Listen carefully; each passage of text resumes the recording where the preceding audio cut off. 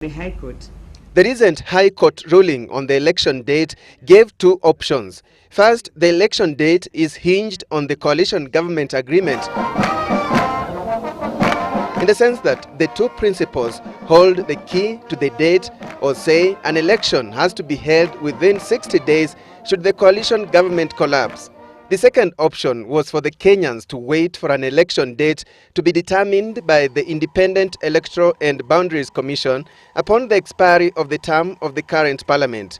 The current parliament's term ends on the 15th of January next year. But according to Mutula, this is confusing. And I want to plead with members of parliament, including CIOC, Honorable Mohammed Abdikadir, to reconsider this position that they are continuously pushing me to withdraw my bill on amendment of the Constitution. He says many timelines set in the Political Parties Act and the Elections Act depend on a definite date. Unlike the two options created by the court, my bill creates certainty, not just for this year's general election, but for years to come.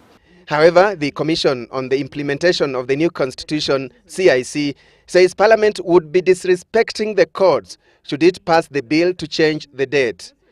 Because the court said that the furthest date, in other words, in the absence of an intervention by the President and the Prime Minister, the election would be held within 60 days of the 14th or 15th of January. The cabinet-sponsored bill seeks to have the election held on every third Monday of December, on the 5th year of Parliament.